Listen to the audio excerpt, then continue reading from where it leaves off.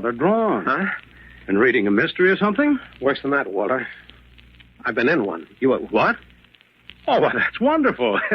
Here, let me sit down by the fire. Tell me all about it. It's not that amusing, Walter. Oh, I'm sorry, Roger. I didn't realize you were so upset. Well, tell Professor Stone all about it. Well, it began about 2 hours ago. Some fellow called me up on the phone and insisted that I'd murdered a friend of his. Roger, are you making this Oh, up? of course not. I told you it was incredible. This fellow, whoever he is, claimed that his friend used to be a partner of mine, that he supposedly committed suicide, but in reality, I'd killed him.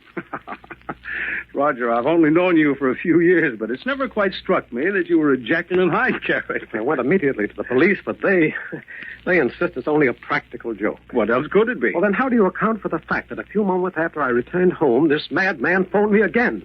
He insisted that I confess the murder, and he's given me 2 days in which to do it. And if you don't confess this imaginary murder... He's going to kill me.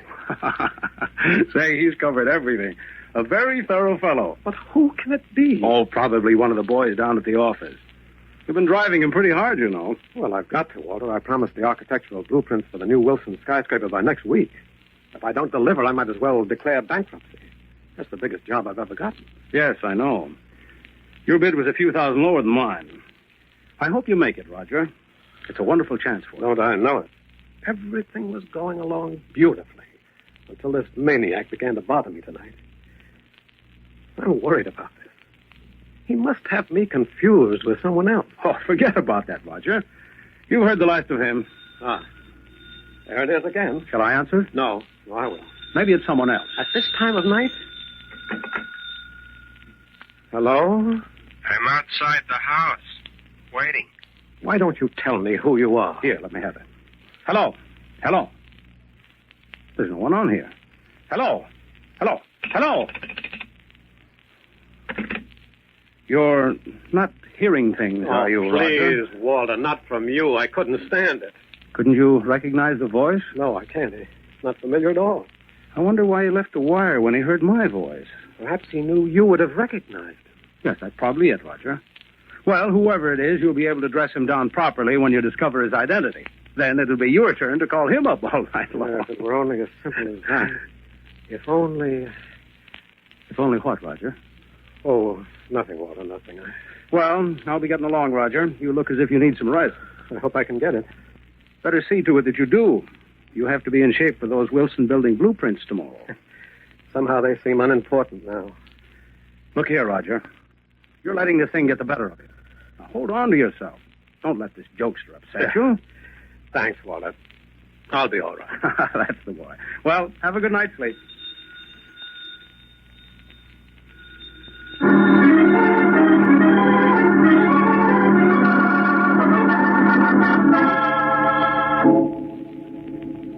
Well, it's about time you showed up, Stevens. I've been waiting here for you at my office for an hour. Well, I'm very sorry, Mr. Green. I came as quickly as I could. Do you have the blueprints for the Wilson building? Well, you know, it's quite an assignment, Mr. Green. I'm aware of that, Stevens. But your company promised those plans would be ready for me this week. I've got to start construction the day after tomorrow. Well, you'll have them, Mr. Green. I'm finishing them this evening at home. Very well, then. I'll expect the blueprints no later than to noon tomorrow. Well, they'll be ready. I promise you that. And if you fail, Stevens, you're through as an architect. I promise you that.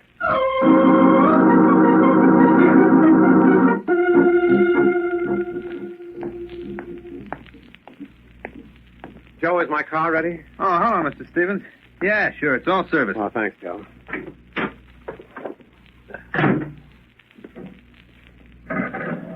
Oh, say, Mr. Stevens, Yes, Joe. some fella passed by and left this message for you. Who was he? I don't know. I never saw him before. All right, Joe. Thanks. Okay, Mr. Stevens. Mike and me are waiting. Tell the cops the truth about the murder. You'll have one more day.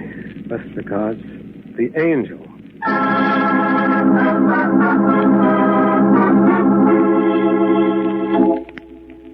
I've never heard of any criminal called the Angel. Well, this fellow's no ordinary crook, Lieutenant. He's got me confused with someone else, someone who really murdered his friend. We could check with the police of Oak City, but you don't even know the name of your hypothetical victim. Besides, it's obviously a hoax. You're a reputable citizen. But can't you trace this man by his note? Even a Ouija board couldn't help me with this, Mr. Stevens. It's printed, And there's no legitimate signature. Any man in this city could have written it. Well, isn't there anything you can do? Frankly, I don't think anything's necessary. I still feel this is nothing but the work of a practical joker. Look, can't you give me a police guard? Tell you what I'll do, Mr. Stevens. I'll post a man outside your house. That's the best I can do at the moment. Well, That's all I can do. what about the telephone call? I can't stop calls from coming through. But don't worry too much about that. Your angel is bound to get a wrong number sometime.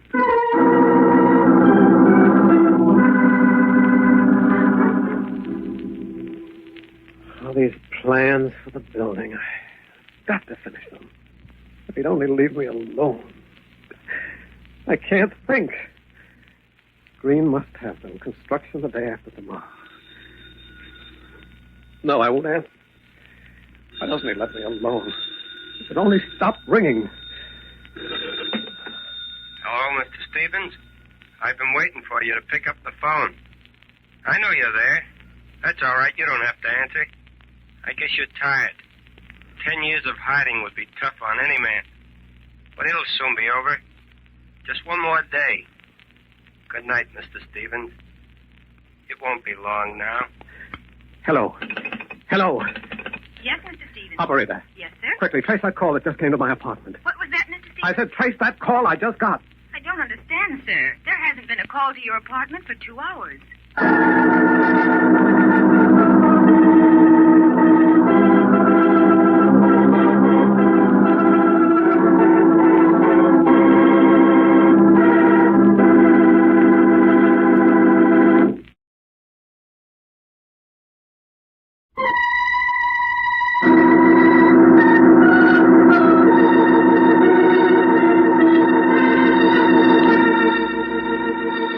The life of Roger Stevens has turned sharply from its security and contentment to a torment of fear and anxiety. A strange man has been phoning him constantly, threatening him with death unless he confesses a murder to the police. Stevens has one more day left in which to confess this crime of which he knows nothing, or he will be killed. Roger Stevens feels a growing terror in his heart. Just a few moments ago, he had received another telephone call. But upon asking the switchboard operator to institute an immediate tracer, he was informed that no one had phoned his apartment for the past 2 hours. Roger Stevens sits in his study, staring vacantly into the fire, the dull glaze of fear in his eyes. The jangling of the phone again, like a sharp, sudden pain. He jumps up quickly, runs rapidly across the room. Hello? Hello? I understand you're looking for me, Mr. Stevens. Oh, yes. I'd like to find you. You'll see me soon enough. You can count on that. Look, why don't you come to see me now, huh? Maybe we can talk this over. I made our bargain, Mr. Stevens. There's nothing else to say. I'll pay you anything, only go away. Leave me alone. You haven't much time left. Better make up your mind. For the last time, I tell you I don't know your friend, Mike. You won't even let me know his last name. You know his name. Tell it to the police. Hey, look, I'm carrying a gun. If you try to touch me, I'll kill you. Put it back in your desk. It won't do you any good. You're going to die. And without any company from me. You're a brave man hiding behind a voice. I won't have to much longer. Goodbye, Mr. Stevens. This is the last time I'll be calling you. The next time we talk, you'll see me much better than you do now. No, wait. I have, too long.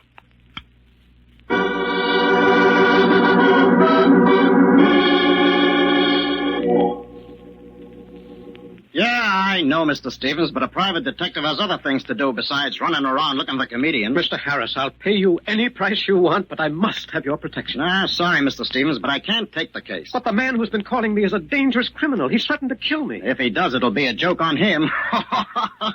Oh, I'm sorry, but you see, I've heard so many similar cases to yours. How do you account for the telephone call to my apartment? Well, maybe the switchboard operator is in on the gag. Or maybe it's your imagination. It wasn't my imagination. There was such a call. Well, whoever your friend is, he's covered all the angles. Then, will you help me?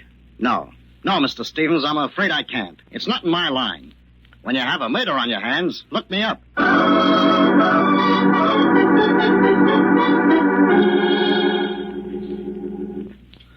Take hold of yourself, Roger. You're going to pieces. What would you do? Somebody's threatened my life.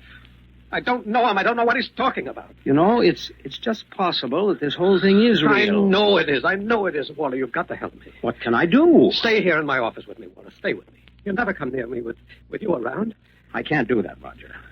Oh, it's ridiculous. He wouldn't dare harm you. He's just trying to frighten you. I'm not sure. I don't know.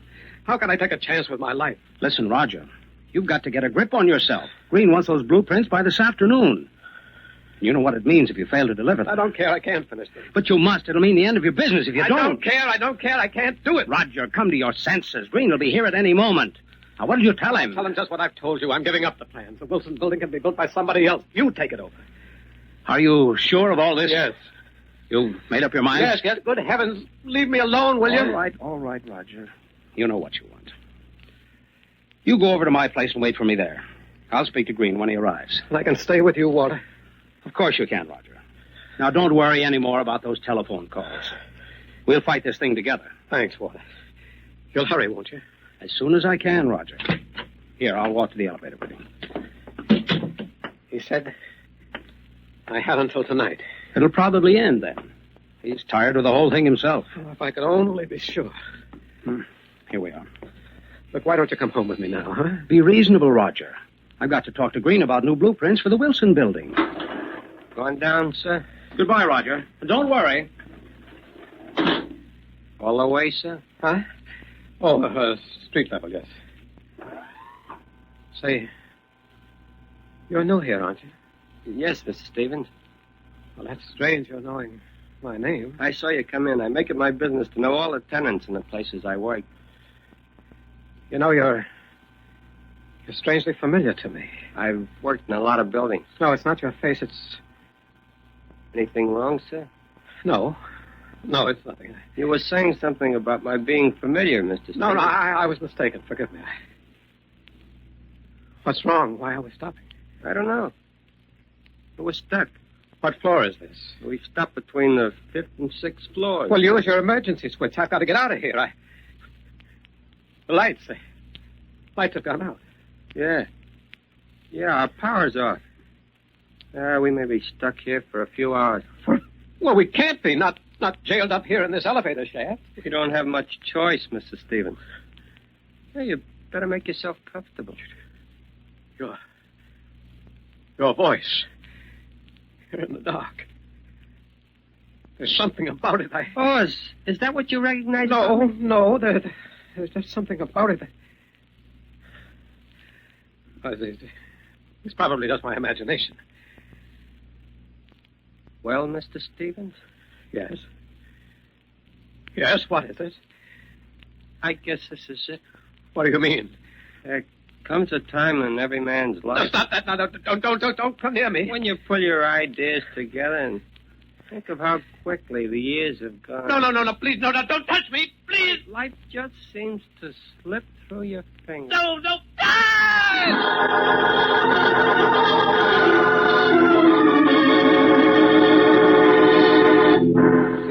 All right, everybody, stand back. Give him a little air, will you? What's wrong here? What happened to Mr. Stevens? The elevator got stuck in the shaft, sir. Mr. Stevens, well, he sort of went to pieces. Stevens, wake up, man. Wake up.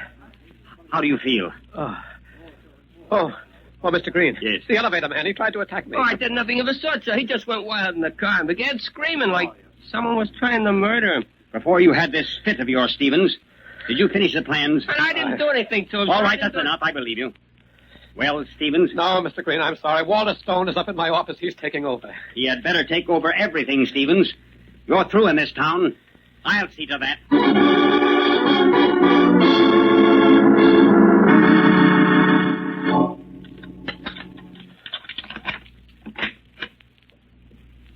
Hello, Roger. Oh, hello, Walter. Came home as quickly as I could.